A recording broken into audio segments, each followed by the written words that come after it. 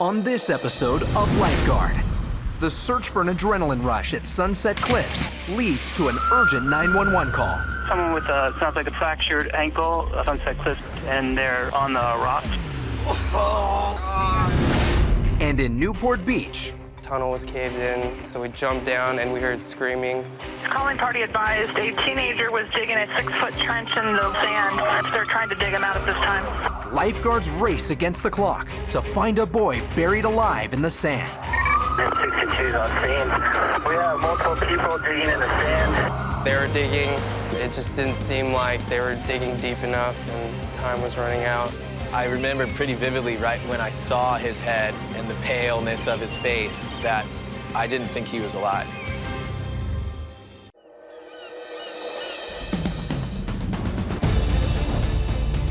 The lifeguards of Southern California protect over 400 miles of coastline. And nothing impacts their day like the weather. As lifeguards, a lot of us are amateur meteorologists. Good weather brings a lot of excitement, a lot of action. On these beaches, lifeguards are the first responders. I have a 911 call of a distressed swimmer. I like those exciting days where you don't really know what's going to happen. Dispatch, a person injured on a vessel. They are there to save you. They are there to lifeguard. Newport Beach is one of the most popular vacation spots in Southern California. Home to the Balboa Peninsula and the legendary surf spot, the Wedge. This typically sunny city is a destination for beachgoers worldwide. Newport has some unique weather characteristics. It has, of course, the ocean offshore. Behind it, you have Newport Bay and the harbor there. So you get water on both sides of Newport Beach. With a little bit more water like that, it's going to make the air temperatures a little bit cooler. When Newport exhibits these conditions, there's a tendency for people to stay out of the water. But just because they're out of the water doesn't mean they're out of danger. In the summer of 2011, 17-year-old Matt Mina flew out from Virginia to spend time with his cousins in beautiful Newport Beach. Well, that day at the beach, the water was too cold, so me and Matt decided to start digging a hole. For 3 hours, the boys continued to dig. After reaching a depth of 7 feet, they began tunneling. 10 minutes later, I kind of got over it, and he kept digging, and we were just hanging out next to the hole. And we called him out, and hey, Matt, come out, let's play football or something. And we looked down, and the tunnel was caved in, so we jumped down, and we heard screaming. The tunnel caved in around Matt, and the hole filled. Within seconds, he was trapped in a 10,000-pound sand avalanche. My brother and my cousin's boyfriend jumped down and started digging while I rushed and sprinted to the lifeguard tower, asking for shovels and help. The Newport lifeguard at Tower 52 sent out the Mayday call, Code 3. When Matt's cousin told me that he was stuck in the sand, my training kind of took over. So I knew to call it in right away, and then just run down and start digging, enlist people around to start helping out and dig until we could get more resources on the scene. Newport Battalion 6 and responding units. Calling party advised a teenager was digging a 6-foot trench in the sand. They're trying to dig him out at this time. Captain Brian O'Rourke was on a Newport Beach lifeguard boat when the call came in. I heard that there's a possible sand collapse, somebody buried in the sand. So I jumped off the boat and swam in. I got right into the hole, and Matt's family members, they were screaming, and they're going right about there. And we just started digging, trying to just get some sand. Hopefully we could find them within seconds. Lifeguards and the rest of the fire department worked as a team to take control of the operation, while Matt's cousins watched helplessly from the sidelines. Who he is? Yeah, I know who he is. Do you know, like, his first name, last name? After all the fire department cleared everyone out, and when they were digging, it just didn't seem like they were digging deep enough and time was running out. Units from all over the city respond in massive numbers. 62's on scene. We have multiple people digging in the sand. Trapped without oxygen, the clock begins ticking on Matt Mina. Matt has between 4 and 6 minutes before the risk of serious brain damage.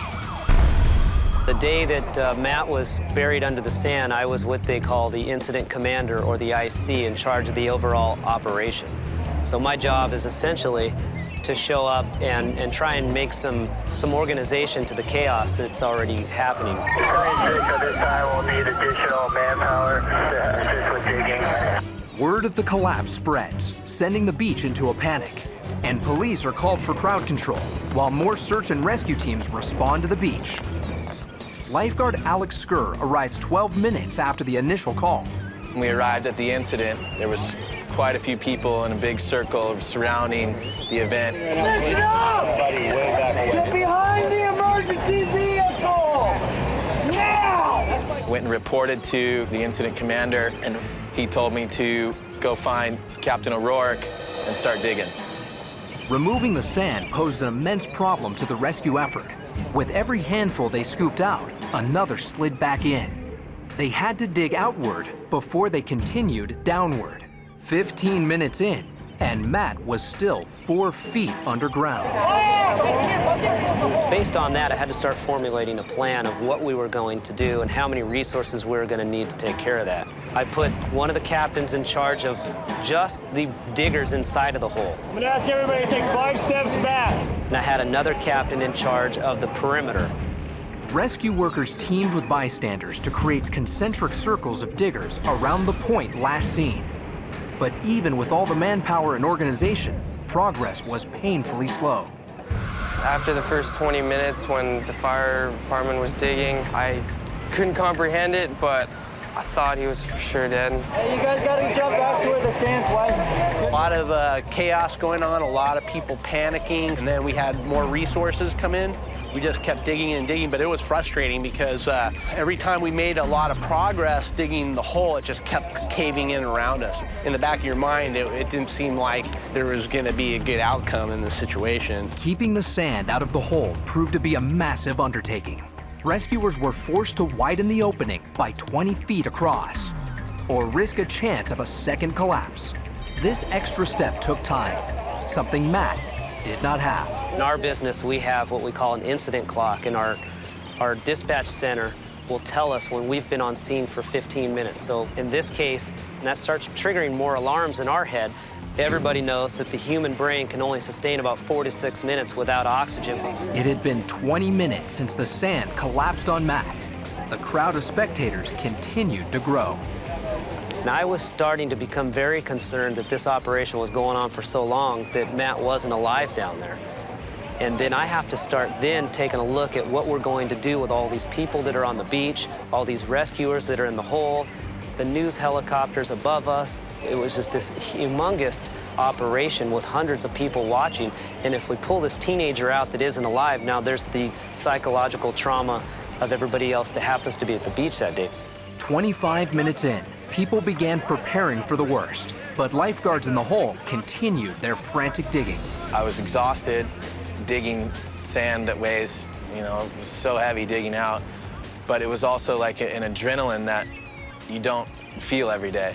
None of us, nobody on that beach was, giving up until we found them. These firefighters and these lifeguards and even the citizens, I couldn't have pulled them out of that hole with a taser gun. They were in there, and they were going to stay in there. For over 30 minutes, rescuers worked at a feverish pace before seeing any sign of Matt. I remember pretty vividly right when I saw his head and the paleness of his face that I didn't think he was alive. Back up if you're not a firefighter or lifeguard. Back up. Didn't hear if he was breathing or not, or out of all the screaming and the crowd, my head just went deaf. Guys, start backing up. Let's go. Back up. The first time I saw his face, he was just unconscious. And he just sandy, pale. Easy, guys, easy. Whoa, whoa, whoa, whoa. Relax, relax. That's when I heard him breathe. More like he's breathing. And then all of a sudden I heard him groan, and I'm like, wow, he's gonna actually make it. And there was just cheers from hundreds of people on the beach. Matt Mina had been lying unconscious under 7 feet of sand for nearly 35 minutes before rescue workers unearthed him. Matt, for all intents and purposes, and I don't want to be overly blunt, but Matt should not have survived that. 7 feet down, all that weight, all that pressure, and lack of oxygen for over 30 minutes, that's unsustainable for human life. For me personally, in 17 years in the fire business, this is definitely one of the most miraculous rescues I've ever come across. RT-27, you know, victim is out of the hole. Newport off, copy. 90 miles south of Newport is San Diego. Lifeguards from San Diego responding 3141 Ocean Walk. This city is home to 70 miles of diverse coastline. From beautiful sandy beaches to picturesque cliffs, San Diego has it all. Just south of Ocean Beach is Sunset Cliffs. Here, there are no traditional lifeguard towers. So veteran lifeguard Sergeant Rick Strobel must make routine patrols of this dangerous but popular surf spot. We're in an area called Sunset Cliffs. That's a very popular area. A lot of the younger kids like to come down here and jump off into the water. Between the jumping accidents and the surfing rescues, we get so much call activity that we've actually placed a call box right over here. That's a direct line to our dispatch tower. So when we do get the call, we're ready for them. It's a pretty big set coming through. Sergeant Strobel prepares to move on with his patrol. But then he notices a set of unusually large waves heading toward a small group of picture takers. As the wave sweeps the young girl off her feet, Strobel races to the rescue. Luckily, instead of being swept into the ocean, he finds her soaked, safe, and happy to be alive. Hey, you guys got to stay up here where it's dry, okay? Just taking some pictures of some friends screwing around and sitting up. Saw a wave coming, didn't think it was going to be so high, and it just shot right up, knocked me down. Yeah, so as the tide goes out, that might happen a little bit more. Don't people jump from here all the time? Yeah, it's not a good idea. It's not safe. Yeah, it's illegal and it's unsafe. All right, you guys just stay up here where it's dry, okay? Okay. Sergeant Strobel's warnings about cliff jumping are serious. It's a highly illegal activity, but with no permanent lifeguard towers at the cliffs, they must rely on posted signs and people's common sense. But when the summer sun is scorching and the water temperatures are cool, common sense becomes an afterthought. I saw a lot of guys jumping off the cliffs over here. People come here to have fun, but they don't respect the fact that this is a dangerous spot. The guy came down, did a hesitation before he went. He wasn't all with it. Went in a low spot, hit something, came up, and that was it, you know. Dispatch to 1 Sam, OB, for 911. Lifeguard dispatch has received an emergency call from Sunset Cliffs. 1 Sam. Someone with sounds like a fractured ankle, Sunset Cliffs, and they're on the rocks. Copy that. We're considered as a cliff response. QSAM, code 3. Cliff rescues are complex, and lifeguards never know what they need until they get on scene. They dispatch Jet 1 for a water approach and a specialized cliff rescue vehicle with a long crane arm. 22-year-old male, fractured left ankle. Medics are rendering aid now. Jet 1 at the victim. It's going to be at the arch on the first step, about 5 feet off the water. The victim has been pulled out of the water, but is still in a precarious position. Lonnie Stevens is the first lifeguard on scene. When we arrived on scene, the victim was in a fair amount of pain. He had no other injuries. He was down a ledge, just out of the water. Maybe talk to IC. Let him know we do have a lot of slippery slope right here. Incident Commander Sergeant David Rains surveys the situation. I don't think we can get the stretcher up high enough to grab him and pull him on up. The angle of the cliffs and the slickness of the rocks make a standard extraction impossible. Adding to the concern, the tide is rising. Soon, the ledge they're on will be underwater. Set up the low angle rescue, so come up head first. Sergeant Rick Strobel arrives on scene to assist Rains in this complicated extraction. In the San Diego Lifeguard Service, when there's a cliff rescue, depending on where it is, there is a cliff response. What we want to do is get at least 7 people to a cliff rescue to help with all the different jobs that have to take place. We're going to send the stretcher up head first. So your personnel down there will sort of be lifting it as we're just pulling it. So we need some help there. 22, if they want to bring down the morphine, we could do the morphine from here if it's going to be a fairly long extrication. The 23-year-old male is in extreme pain.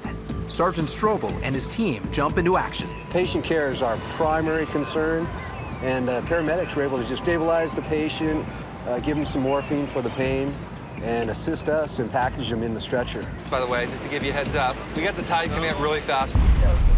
As the victim is strapped into the stretcher below, lifeguards on top of the cliff rig up a pulley system and begin planning. These two guys are going to be attached to help lift this thing on up. Everybody from down below is going to give a lift. These guys are here to get the stretcher when it comes up over the edge.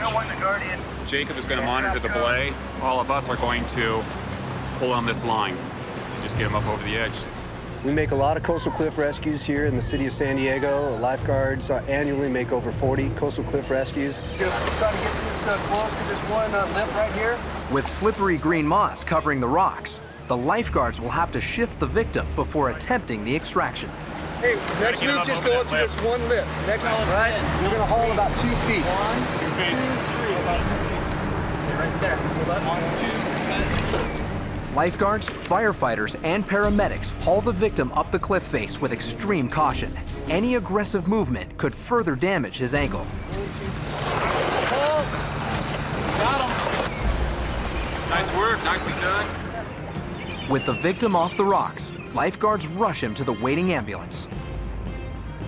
People come here to have fun, but they don't, respect the fact that, there's signs everywhere, Stay back, watch out, because it might just be you, There are signs that are clearly posted in the area, and those signs there are to help people prevent themselves from getting hurt, but people don't pay attention to the signs and they jump anyway. Sometimes it results in injury.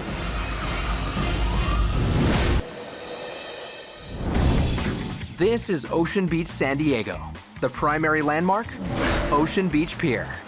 When the weather is good, thousands of people come out to surf and swim in the warm water, keeping the lifeguards incredibly busy. But sometimes saving lives has nothing to do with jumping into the water. Okay, we had a homeless individual and his friend brought him down to the water to try and kind of basically take a bath. He went in with all his clothes on, and then some people were concerned. People normally don't swim with their clothes on, right? Right. So I'm a recon ranger. Okay. I'm sitting here watching. Okay. I just want to let you know our concern here. If he doesn't have any medical concerns right now, then we're okay with that. But we can't have him swimming right now. He seems like maybe he's had something to drink. I don't know. He probably has. That's why I'm sitting here watching. Drinking and swimming is, definitely one of the things that is very dangerous here. I'm concerned for your safety as you get back in the water, okay? I had to get in the water. I had to. So can you tell me you're not going to get in the water today? Yes, sir, I will tell you. Okay, that's our concern here, okay? Lifeguard Sergeant Ed Harris arrives on the scene to help. Didn't smell very good. He said that he wants to get in the water later. He's not getting back in the water today. I don't know. We can't have you swimming out here when you've been drinking. What kind is it? It's vodka. Vodka? Yeah. Don't pour that off. Can't have alcohol on the beach, guys. Okay, do you have any more in your bag? Go ahead and leave the beach. The one gentleman that was in the water, I don't think he left with any bad feelings towards us. He said, that he appreciated us. The other gentleman had his drink poured out by my supervisor, and I don't think he appreciated that at all. It's not bust you up.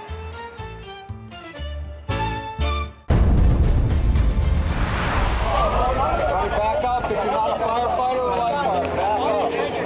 In the summer of 2011, 17-year-old Matt Mina dug a 7-foot hole in the sand before it collapsed on top of him. Frantically, rescuers dug for an exhausting 35 minutes before reaching it.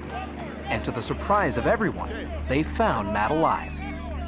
Matt got lucky. They moved his head back and forth and created an air pocket, and that bought him some time. And obviously, if anybody takes anything out of this whole digging situation, just, have fun, build sand castles, enjoy the beach, but just do not dig these things deeper than mid-shins or your kneecaps. This is not just anything that should be taken lightly. I mean, it definitely could kill you, and Matt got lucky that he's alive today.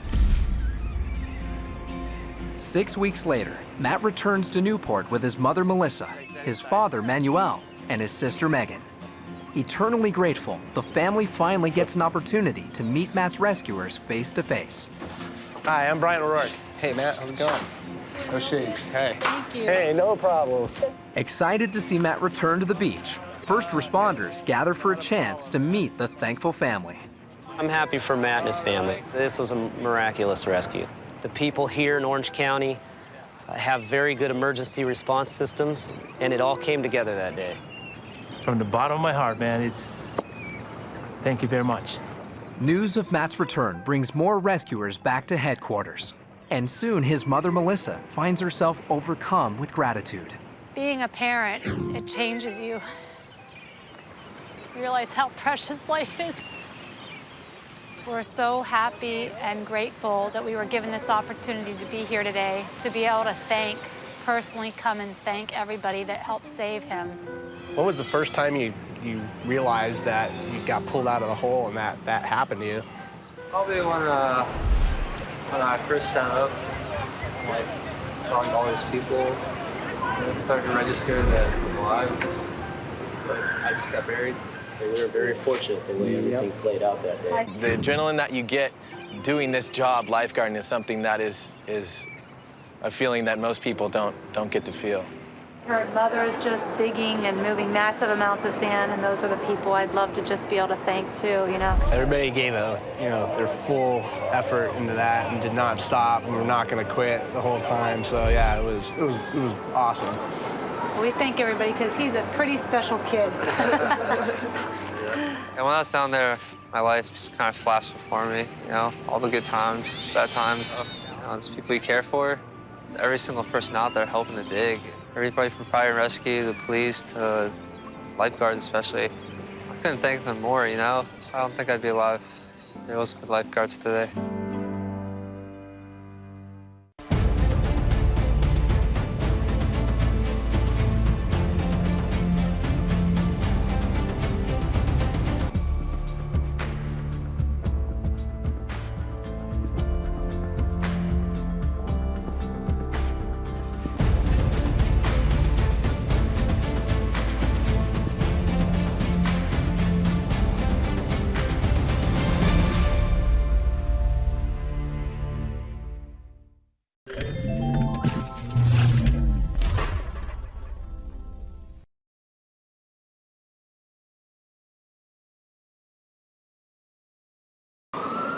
On this episode of Lifeguard, a storm in the middle of the Pacific is making waves in Newport Beach. Big waves. It will break your neck, it will break your back, it will break any limb, it will rip your tendons and rip your ligaments, you know, it will leave you walking astray out of the beach. And the lifeguards are on high alert, protecting people in and out of the water.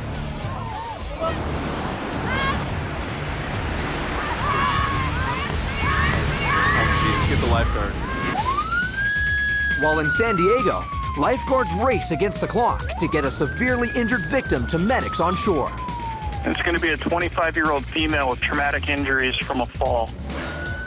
And later, lifeguards in La Jolla travel to great lengths to rescue an injured hiker. He's down. He's not going to be able to walk. 1, 2, 3. Put him on right here. Found the patient up there in mild condition, and getting him out proved a little bit tricky due to the location. And then, lifeguards in Delmar take on the next generation of first responders. 5 burpees. She pushes you to do things that you never believed you could do. Good job.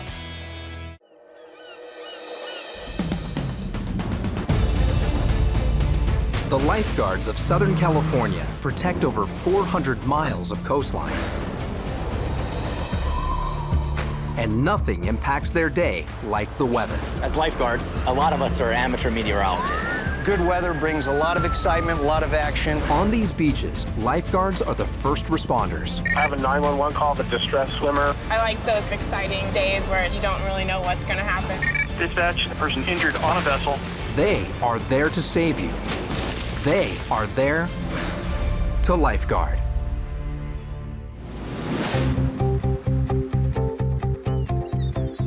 This is Newport Beach, California. Located on the Balboa Peninsula, this beautiful beach is one of the most popular in Southern California.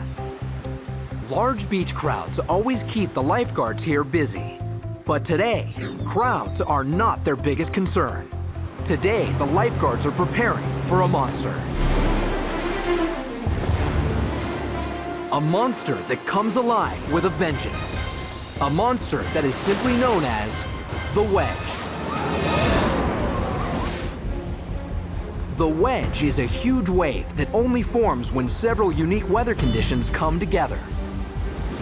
The first is a large Pacific Ocean storm, large enough to create a 10 to 15-foot swell.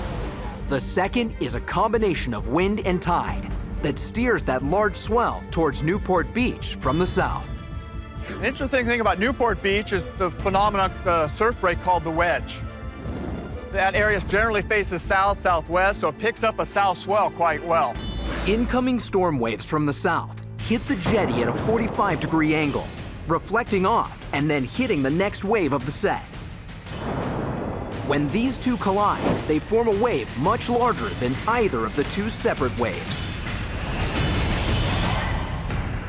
Overseeing safety at the Wedge today is Lifeguard Chief Jim Turner.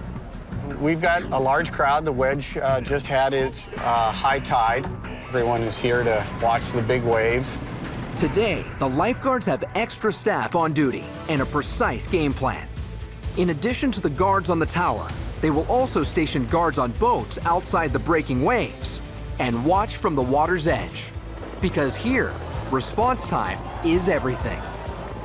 The rescues that we have here, there's a heavy impact zone, so we have that moment of imminent danger where you do just have to sprint out there right away and you don't have that little time to play with where you can watch a rescue begin to happen. Here it's just an absolute emergency right off the bat. Over the years, guards have seen it all at the Wedge.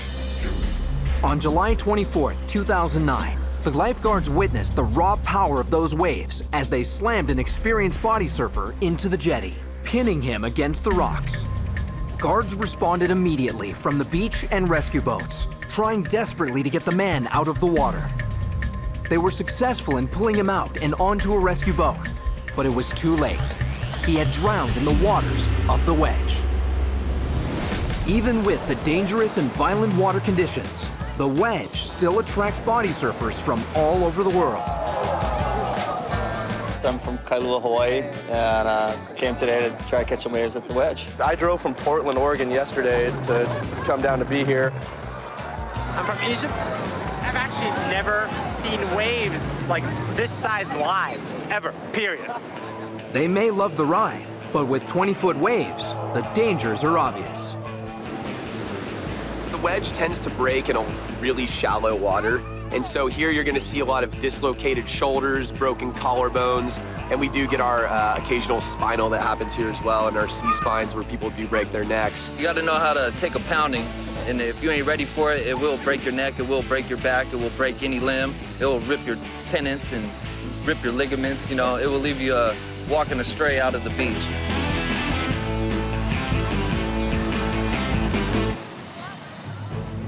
There's no question the Wedge is a dangerous place for the riders, but it's also surprisingly treacherous for onlookers. The spectators are what make us nervous down here. We're very careful about who we allow to go in the water, so we're comfortable with their abilities, and barring some extreme accident, most of them are going to be fine throughout this kind of surf. The problem is the spectators maybe aren't aware of what the conditions are, the dynamics of this beach, how the water washes up onto the sand and can actually pull them down into the surf line. At the Wedge, watchers get pulled into the surf almost every year, and one of the worst accidents was captured by an amateur cameraman. Look at that. Look out. Look out. Look, I don't even know what's going on. Literally coming back in Iowa, we were down at the seashore. Watch it. So, they get sucked. This one's still sitting there. The cameraman turned his attention back to the Wedge. There's a set outside, and they could be hurting. Danny man looks like he is scratching. And then the girls were pulled into the violent surf.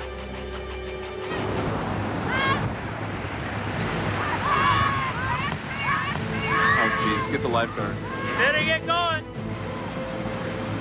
All three women were knocked off their feet and thrown around like rag dolls.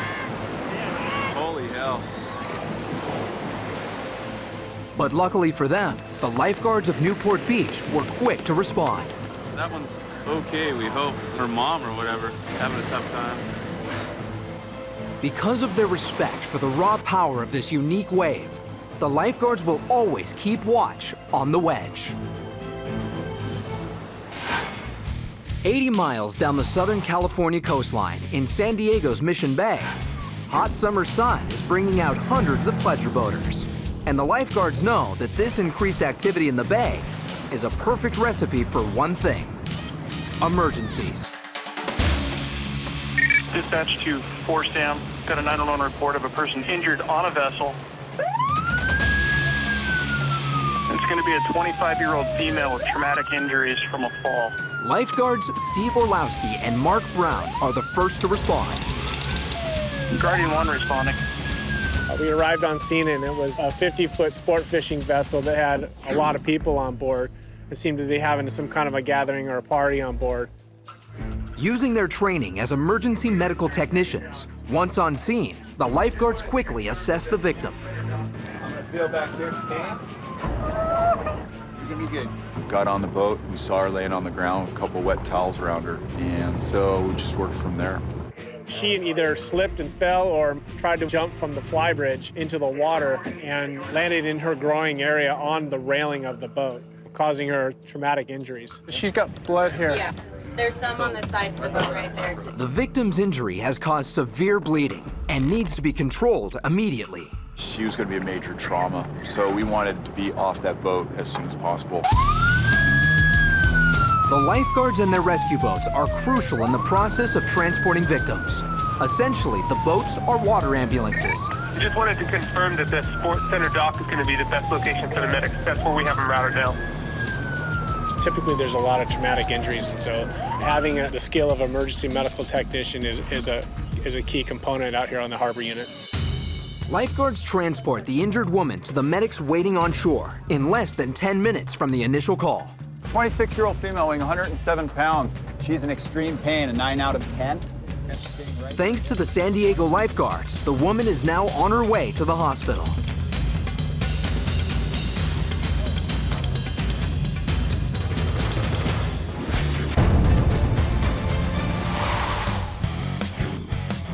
Newport Beach, California is known for its incredible weather and amazing surf conditions. Today, a distant storm has brought 20-foot waves to the infamous area known as the Wedge. But the lifeguards are on alert for another very important reason. General reminder to all swimmers and beachgoers, we have very hazardous rip current today. If you don't have 2 fins on, please stay speed, waist deep water, no further. Thank you. Today's weather is creating a hazardous situation. The west wind and the existing south swell are all the ingredients needed for a rash of rip currents. This aerial view shows what a rip current looks like. A strong, narrow current formed by wind and waves that pushes sand and water out to sea. Rip currents are very, very dangerous and, really underestimated. People get sucked down in them all the time, and people aren't here to pull those people out of them, or if they don't know what they're doing, they can die. In Newport Beach, the lifeguards on land are backed up by guards on rescue boats stationed just offshore. 17 to main tower. I got a couple of boogie boarders out in the rip. I need to go get them. With his eyes on the victims, lifeguard Corey Klepfer grabs his gear and rushes into the surf. 3 people have been sucked away from shore and can't escape a dangerous rip current. Lifeguard Klepfer quickly realizes he can't bring in all 3 victims, so he signals a Newport Beach rescue boat. The rip current started pulling. They started getting taken out past the surf line, past where they could get in. Once on shore, lifeguard Klepfer takes the opportunity to educate the boogie boarders. We're gonna have a rip current in between 17 and 18 all day, pretty much right there. I think we'll come down here. Yeah. Down here, look for like brown choppy water, white caps. And then if you do get stuck in one, you want to swim parallel to shore until you get out of it and then come back in. Cool. Thanks, guys. Thank you. Yeah, definitely a good learning experience for the kids. They realize how quickly the rip current can pull you out. Luckily, the lifeguard was there, and they helped us, and the boat came, and everything was good. Meanwhile, down the beach at Tower 15, lifeguard Nick Espinoza is also keeping an eye on the dangerous rips. Today is a great day if you want to come to the beach and see rip currents and understand what they look like and what they do, because they're all over the beach right now. Espinoza 15. My experience started when I was a baby. My dad surfed his whole life and started taking me to the beach. And through that experience, I was looking up at the lifeguards in the tower, and the whole time I was just thinking to myself, wow, I hope I get to do that one day. Now it's starting to act like a whirlpool right on the shoreline, even like where that little girl is right there. She goes in more than her ankle. She could be a potential rescue. And I've known from a very young age how the swells work during the summertime. We had south swell, but we have a west wind right now. So we're getting wind swell from the west, we're getting south swell coming in, and that meets right in the middle, right on that shore break, especially at 15th Street, because that's a south swell magnet. Nick spots a woman who's been knocked down at the shoreline by a strong rip current. He must get to her before she's pulled out to deeper water. She was walking on the beach, and a whole bunch of water rushed in all at once, formed the base of a rip current right on the shoreline, and literally took 1 second for it to form, start swirling, and knock the lady over. All right, are you okay? Yeah. Okay. You just got knocked down? The wave came behind us, knocked over my knees. I went down, and then we just kept getting hit by more waves that couldn't get out. I thought I was drowning. I thought I was gonna drown. And her too, and then I wouldn't be able to get to her. Finally got us out. It's really scary. As much as I like being super proactive and educating the public and stuff, we're still, no matter what, you're always going to get rescues, and you have to be prepared for them. So I just embrace it, and I love making rescues.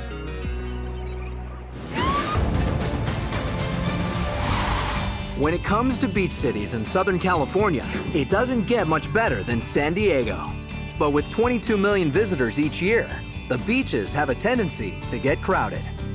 Beachgoers who are looking for a more secluded experience may head north to Black's Beach. With several miles of shoreline butted up against the cliffs of Torrey Pines State Reserve, this area is isolated and protected by only 6 lifeguards during the summer. With the 6 guards they'll have one person up here at the top of the cliff, the place we call the perch. They watch as much of the beach from up here as they can, and then around the corner down to the south, we have another station that's a little bit closer to the beach. Then we'll have personal watercraft that's set up for rescue that we use inside the surf. We have a truck, and we have an ATV down here as well. So if a major medical situation arises here, they'll need backup. Dispatch to Unit 34. There's a sick person up by Brenner Canyon in between Flat Rock and Muscle Rock, so you can head that way. Lifeguard Ryan Foster was patrolling Black's Beach when the call came in. I was in Unit 34. One of our utility vehicles, they called for a Code 3 response for our unit. I grabbed the trauma pack and started the trail. Black's Beach lifeguards rushed to the scene with all available resources. 34 copy. We'll be heading that way. We're going to send the ATV due to the high tide. Dispatch copy. And 31 Sam copies. 7 miles south at La Jolla Shores, Sergeant Ben Lewis and AJ Villa depart Code 3 from Muscle Rock. Blacks are able to have another unit head up there and help out with that. A native of the East Coast, Ben was a lifeguard on the Jersey Shore for 5 years before deciding to move to San Diego. When I came on 18 years ago, I'm the new guy from the East Coast, the New Jersey lifeguard that everybody's gonna keep an eye on and see if he can, hold up to the standard out here in Southern California. But the big difference is certainly weather. On the East Coast, I remember there were days in the middle of the summertime where we could see those dark clouds marching in from the west, and we knew the rain was coming. Then it would just clear out the beach crowd, beach would be empty, and it would rain for the rest of the day. But something like that in Southern California is very, very rare. Being an East Coast native, Sergeant Lewis has had to learn to adapt to these types of calls on the Southern California terrain. The combination of surf, cliffs, is dangerous, and you throw a couple people in that mix and it can make things particularly tricky. The lifeguards on scene give the victim oxygen, check his vitals, and continue to feed information back to Sergeant Lewis, who is en route. Is your patient unable to walk? He's down. He's not going to be able to walk.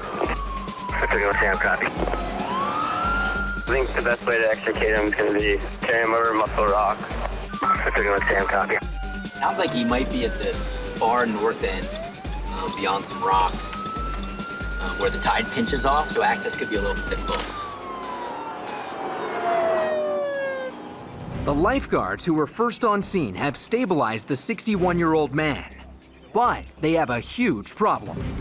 This area is accessible to emergency vehicles only at low tide. The tide is now at its high point. Dispatch, Signal and Sam on scene, Muscle Rock. Traveling on foot, Sergeant Lewis arrives at the victim. Young meds? Just taking meds for seizures, but he says he hasn't had he has a history of epilepsy, but he hasn't had any in a long time. He was unconscious? No, he was not unconscious, but he was altered. All right, let's go. Let's move. Are you ready? Yeah. On 3, 1, 2, 3. Let's put him on right here. Found the patient up there in mild condition, and getting him out proved a little bit tricky due to the location. So we had to utilize the quad and a group of about 5 lifeguards to carry him out.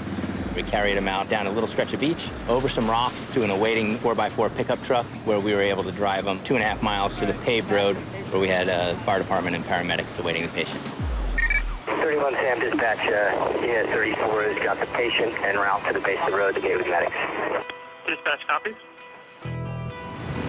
Whether it be the surf, the temperature, the tides, it's constantly changing. Today the challenge was accessing a patient with the high tide. A high tide that pinched off some of our access points that would be available to us during a low tide. And then we improvise a little bit when we need to and make decisions based on what the environment and our patient are throwing at us. So that's what we did today.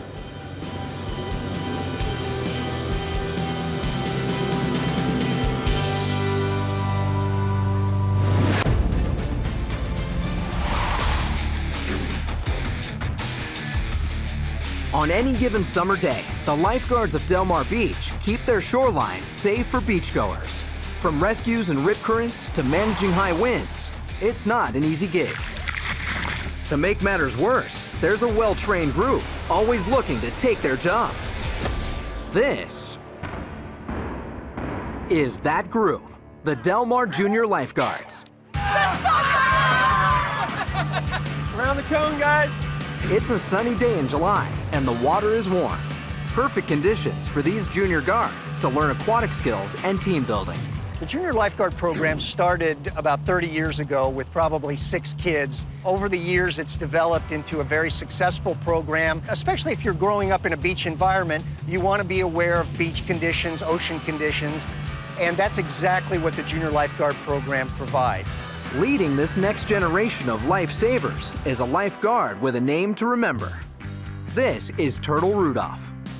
Hello, Leonidas. How's the Delmar JG mascot? How are you?